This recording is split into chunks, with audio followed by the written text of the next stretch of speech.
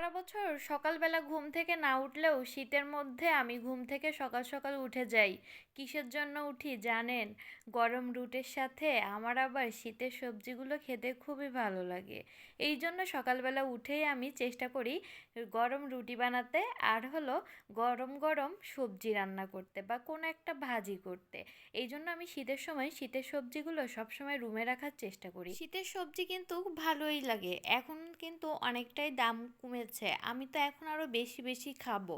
সারা বছর সবজি না খেলেও শীতের সময় আমি আবার সবজি খাই। আমি সবজিটা খুবই অপছন্দের জিনিস, কিন্তু শীতের সময় খাওয়ার চেষ্টা করি। আজকে কিছু সবজি ছিল ফ্রিজে, যেমন আলু, ফুলকপি, আর এখন তো নতুন আলু উঠেছে। যেভাবেই রান্না করেন না কেন খেতে কিন্তু অনেক মজা হবে।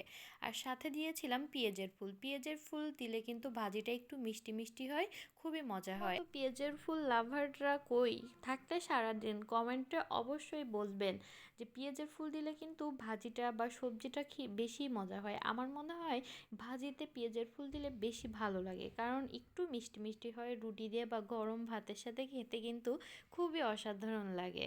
আমাদের বাড়িতে পেঁয়াজের ফুলগুলো একদম জমিতেই ভেঙে রেখে আসে, কখনো বাজারেও বিক্রি করে না। হয়তো আমার কাকি বা আম্মুরা বললে তখন তারা মাঠে থেকে কাকুরা নিয়ে আসে বা নিয়ে এসে দেয় রান্নার জন্য, কেউ কখনো বাজারে নেয় না।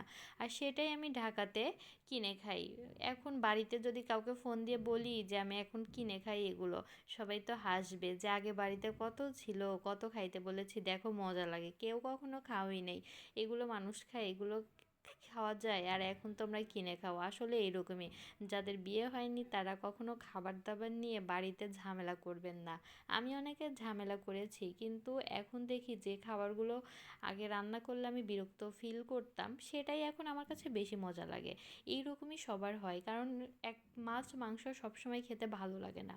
মাঝে মধ্যে মনে হয় অন্য রকমের সবজি রান্না করে আমরা একটু খাই। তো এই জন্য এখন থেকেই আমি সাবধান করে দিচ্ছি যাদের বিয়ে হয়নি সেই সব মেয়েদের জন্য, এরকম করবেন না। কারণ বিয়ের পরে রান্না করলে তখন মনে পড়বে কি কি একটা ভুল কাজ করেছি আম্মুর সাথে, যে এটা খাবো না সেটা খাবো না, আম্মুর সবসময় প্যারা দিয়ে থাকতাম। গল্প করতে করতে এদিকে আমার রান্নাটা হয়ে গেছে। এই যে ভাজিটা একদম মুচমুচে করার জন্য চেষ্টা করছিলাম, তো দেখি কড়াইয়ের সাথে লেগে যাচ্ছে। তো আমি দেখলাম ভাজিটা সিদ্ধ হয়ে গেছে, নরম হয়ে গেছে, আমি তুলে নিচ্ছি। ভাজিটা খেতে খুবই মজা হয়েছিল। এরকম ভাজি কিন্তু অনেকেই পছন্দ করে, আমরা তো খুবই পছন্দ করি। কে কে পছন্দ করেন খেতে তা সবাই আমাদের কমেন্টে জানাবেন। আর আমার ভিডিওটা যদি ভালো লাগে সবাই, তাইলে লাইক কমেন্ট করে পাশে থাকবেন। আশা করি ভালো লেগেছে। এরকম মাঝে মধ্যে ছোট ব্লগ